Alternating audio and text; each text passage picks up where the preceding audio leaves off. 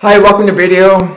So I'm gonna take over what day did Jesus actually hand over the kingdom to the Father, and unfortunately, the large majority of full predators today they cut everything off short. They don't see the full story, and all I can do is try to share the full story.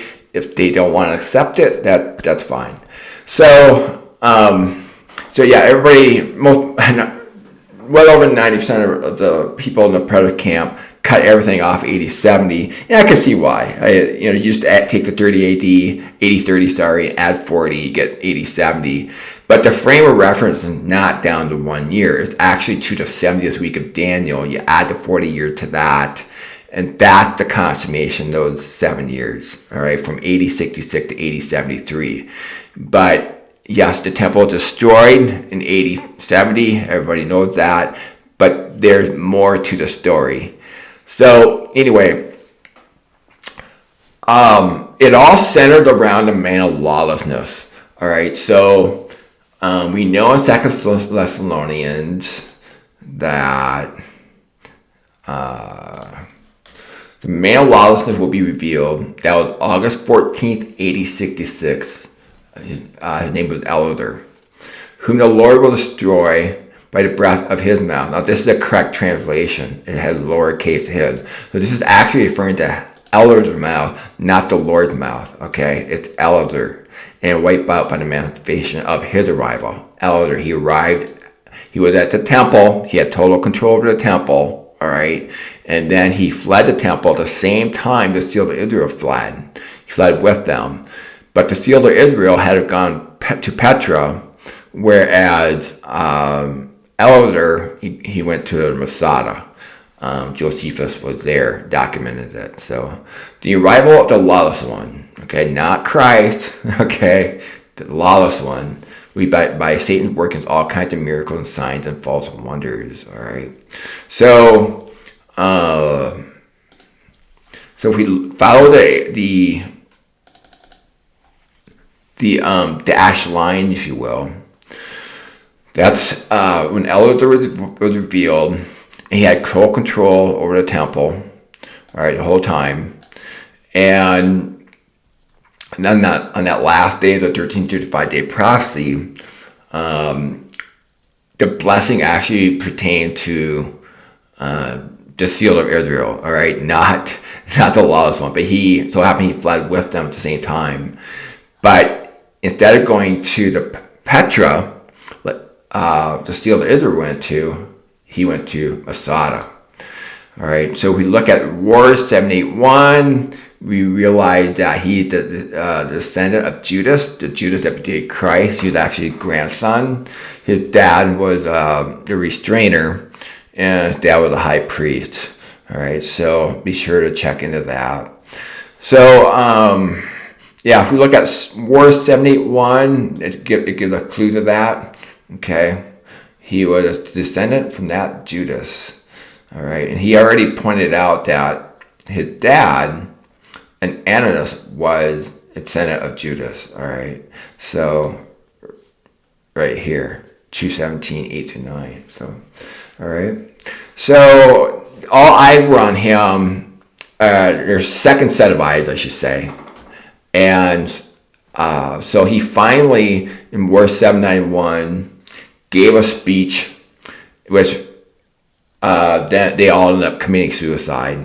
All right. So when it says here, 1 Corinthians 15, then come at the end when he shall have delivered up the kingdom to God, even the Father, when he shall have put down all rule and all authority and power.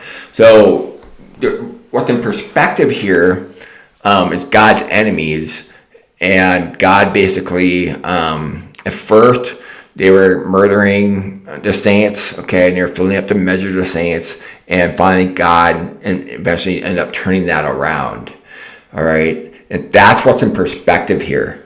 So when it says he shall put down all rule and authority and power, it's not talking about something thousands of years later. It's talking about what's going on at that time.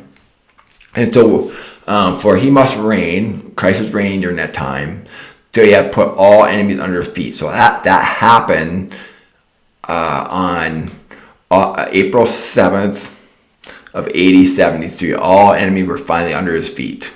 All right, they were committing mass suicide. Elder died, the one that they all kept their eyes on, and then the last enemy should be destroyed is death. That's the mass suicide. And then he delivered the kingdom to God the Father. So that is less than 5 months later. All right. So then came the end. All right. Then he handed over the kingdom to God the Father. And that's with the last day. They were in the wilderness together. And that last day, it was day number 5 out of 10 of the Yom Teruah. If we go to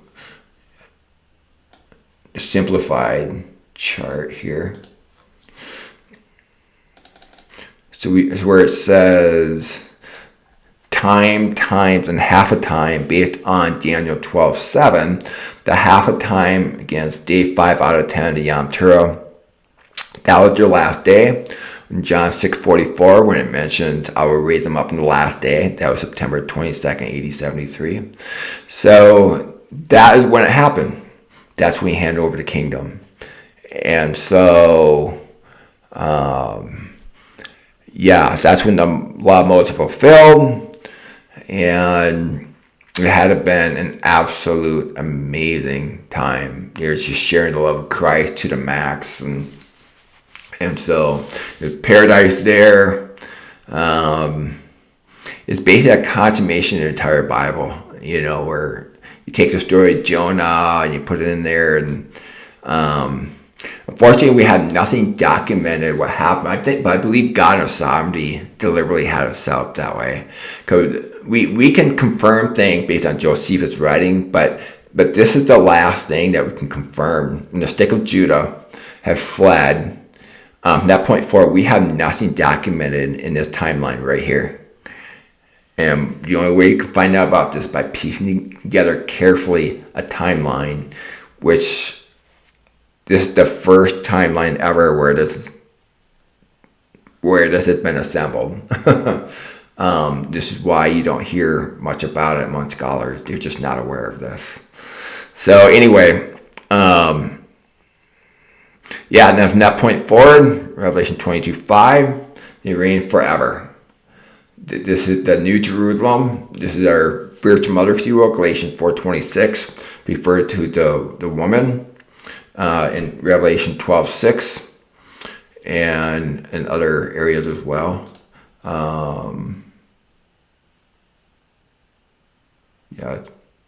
Maybe 12:14. So the women were given 2 wings of eagle. That's the stick of Joseph.